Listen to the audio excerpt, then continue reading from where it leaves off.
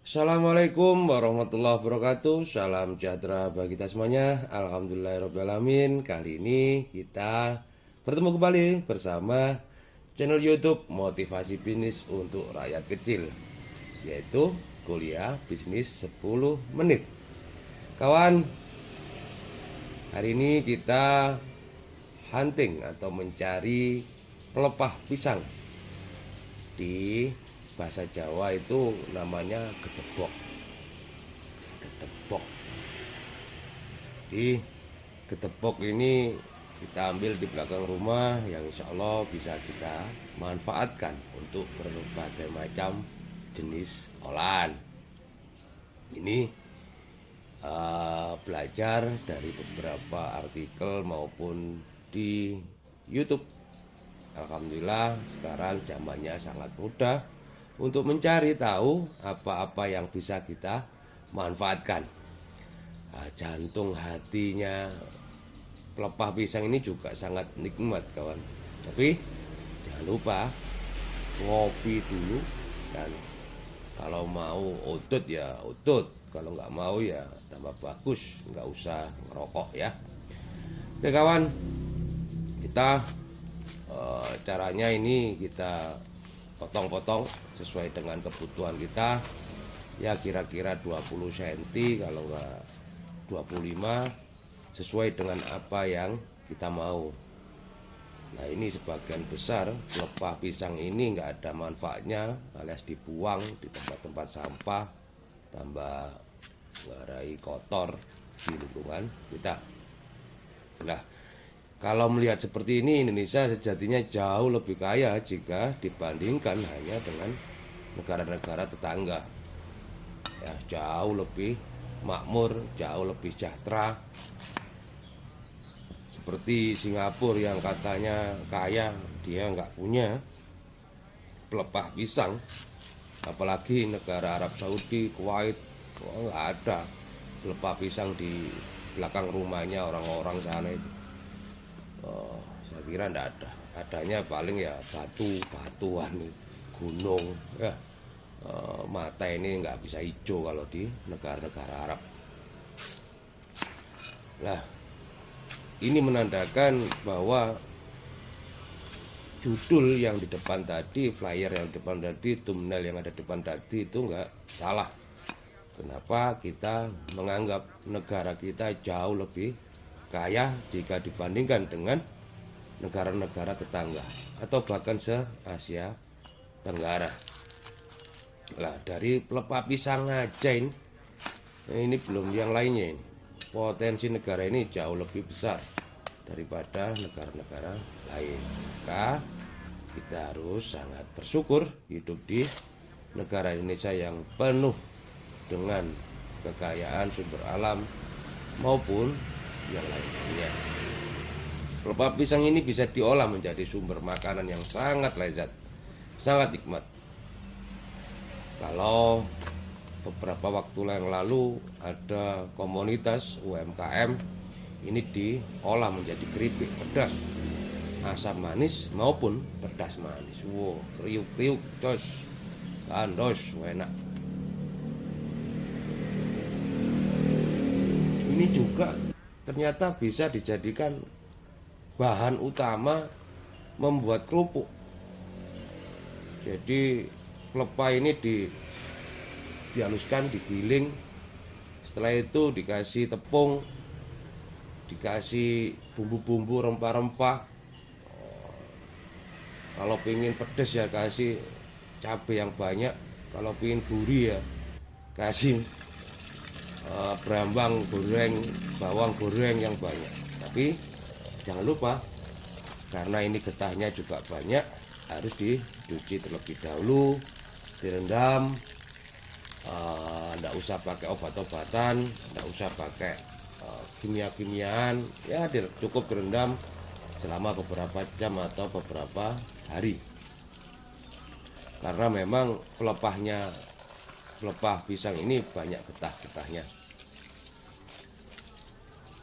Setelah kelihatan sudah terangkat kotorannya, coba digosok-gosok ya sampai benar-benar bersih. diamkan lagi, gosok-gosok lagi, diamkan lagi, gosok-gosok lagi, sampai benar-benar kelihatan bersih. Lalu pelepah pisang pun sangat terbukti sangat efektif untuk menetralisir air kolam agar pH terjaga dan menjadi sumber vitamin bagi hewan-hewan yang akan kita budidayakan ataupun kita ternak, khususnya hewan air, yaitu ikan, kura-kura, apa gitu, lobster, udang, apapun lah sejenisnya.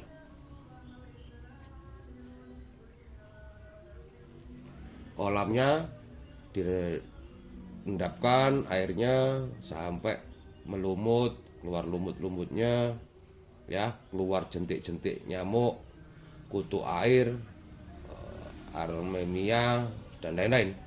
Ini sangat bagus sebagai sumber makanan dari bayi ikan atau baby ikan, nener atau burayakan namanya. Segala macam jenis ikan pasti mau dikasih uget-uget. Uget-uget itu anaknya nyamuk. Uget-uget, ono uget-uget. Minimal hal ini kalau kita mau selama beberapa bulan ke depan kita sangat irit makanan daripada burayakan atau anakan ikan yang akan kita ternak. Kita jadi nggak pakai beli popan atau makanan-makanan yang lainnya. Ini proteinnya sangat tinggi sekali. Daya tahannya sangat kuat kalau kita kasih makan ini. Nggak gampang mati, nggak gampang stres, nggak gampang putus asa, nggak gampang ikannya nggak gampang panik, nggak gampang gerusa-gerusu. Lebih tenang ikannya itu kalau kita kasih makan seperti ini. Beda kalau kita kasih makan pabrikan, ini banyak campuran-campuran kimiawi, jadinya mental ikannya itu jadi sangat gerusa-gerusu, mudah stres, jadinya ya mudah meninggal, mudah mati. Nah, ini kalau dari sumber makanan yang alami seperti ini jauh lebih kuat, jauh lebih sehat, itu pada intinya. Lalu kolam ini kita memang peruntukkan untuk ikan-ikan hias, yaitu koki, gupi, koi, ataupun apapun, ya. Tapi jangan lupa sekali lagi, obat COVID itu salah satunya adalah hati yang riang gembira dan kopi pahit. Kalau suka ngerokok ya pakai campuran rokok dikit-dikit. Kalau nggak suka ya tambah api, tambah bagus.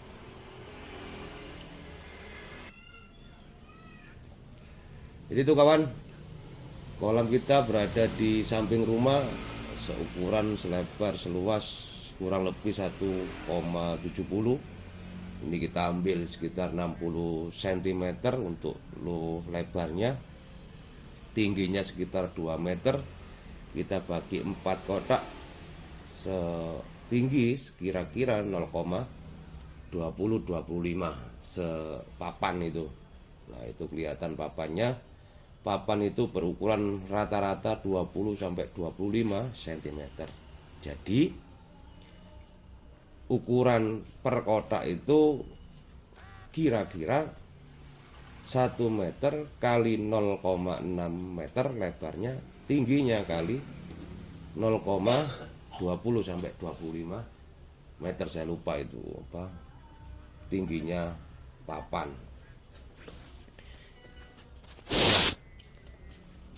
Bagian dari rasa bersyukur juga bisa memanfaatkan bahan-bahan yang tidak terpakai atau sudah dibuang, kita ambil, kita manfaatkan lagi. Ini juga bagian dari rasa bersyukur kita kepada Tuhan yang Maha Agung, dan juga sebagai bagian dari pengabdian kita kepada Tuhan. Kalau mau seperti itu, maka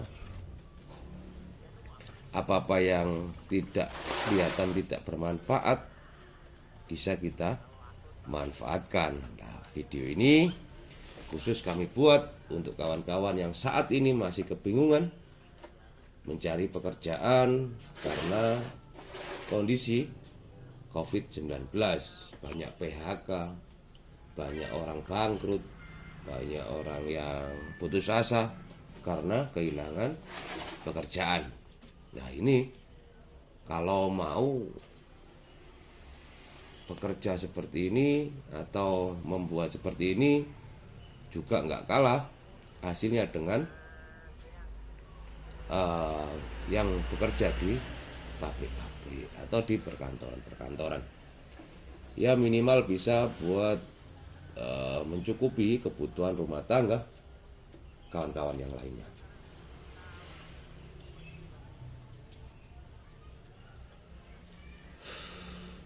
Hasil kolam ini ya nggak kalah sama penghasilan seorang PNS, kepala desa, carik, kaur kasih, polo, ataupun bahkan TKI.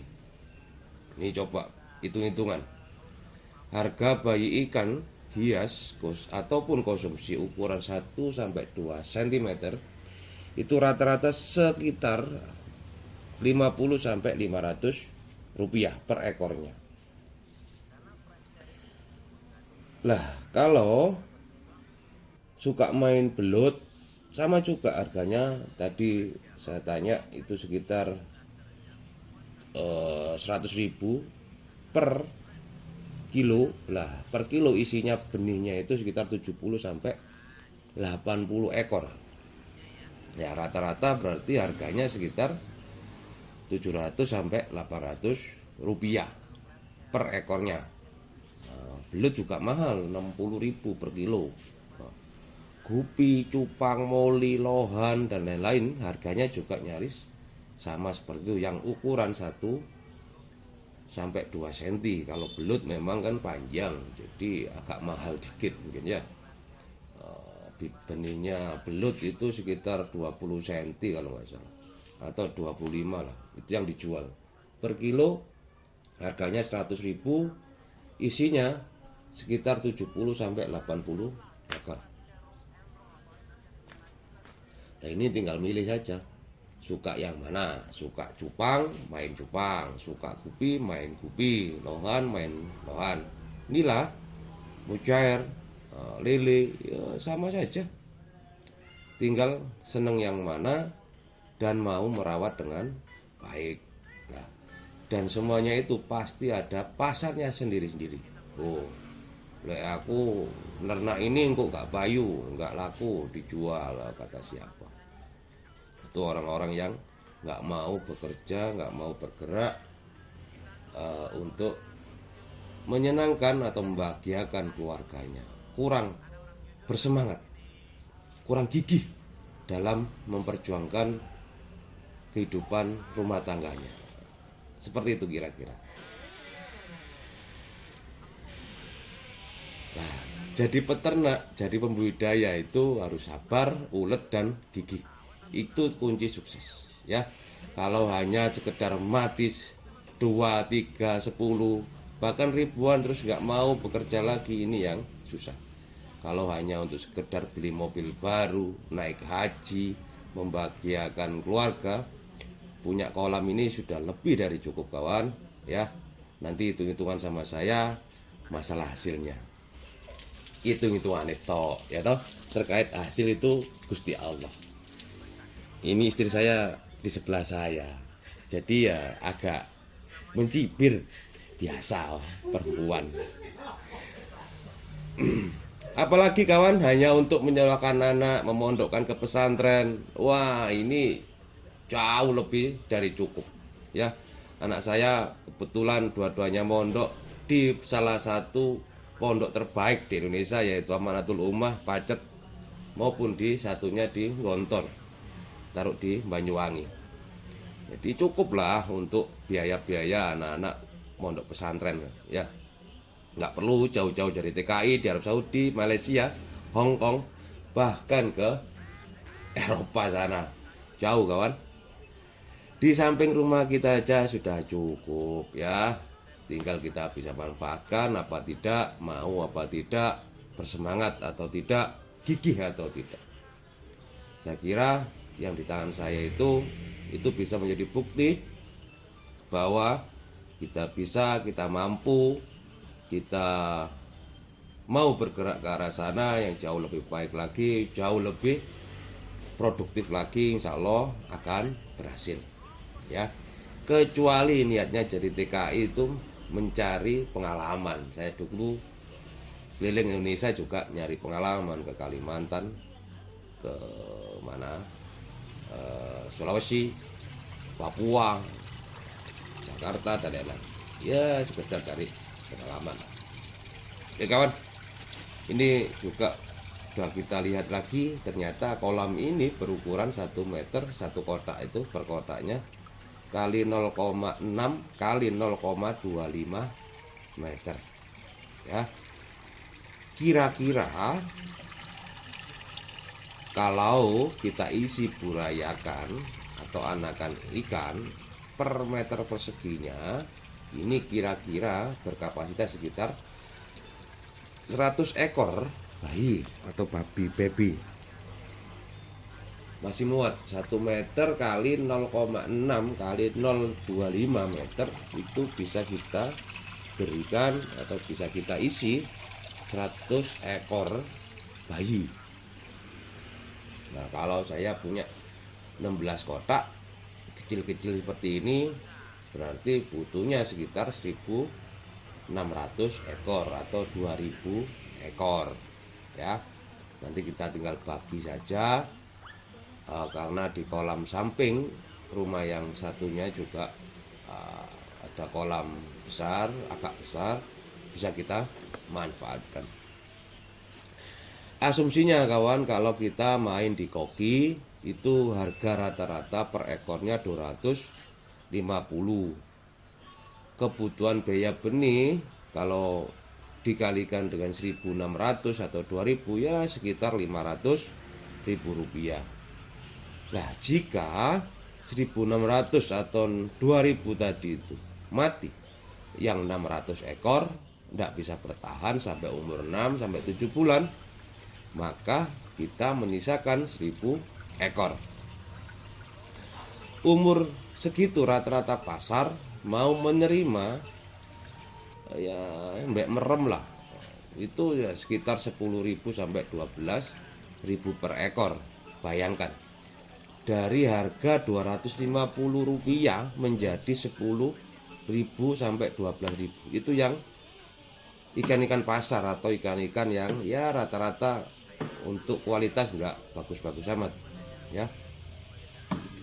Nah kalau 1.000 ekor itu ada yang biasa itu 100, yang kualitas pasar ada 500 ya, yang kualitas super, kualitas spesial itu ada katakanlah 100. Nah per ekor yang kualitas super itu bisa nyampe antara 50.000 sampai 500.000 per ekornya. Luar biasa. Kalau apalagi kalau menang kontes, mbok, wah ya jutaan, puluhan juta mungkin ya. Nah ini kawan, kalau butuh koki bisa hubungi Mas Renal atau Om Renal Tulungagung, nomor WA-nya sudah kita cantumkan. Om Renal apa kabar? Kalau koi bisa hubungi Mas Ahmad Sumombito Jombang, nomor juga kita cantumkan. Insya Allah dua orang ini bisa dipercaya, amanah, bisa ya untuk kerjasama lah. Itu kawan dari kami, channel YouTube ini yang belum subscribe tolong di subscribe, klik kling karena kami bersemangat 10 menit akan merubah hidup. Dari Desa Sidoarjo, desa penuh kemandirian, desa penuh keberdayaan. Terima kasih sudah mau mampir, sudah mau nonton. Saya doakan semuanya sehat-sehat selalu. Jangan lupa berdoa, jangan lupa bahagia. Langkah kakimu hari ini menentukan masa depanmu. Wabillahi taufik walhidayah, waridho walanaya, wallahu muwaffiq amit thoriq. Wassalamualaikum warahmatullahi wabarakatuh. Salam sehat, merdeka, merdeka, merdeka. Dadah semuanya.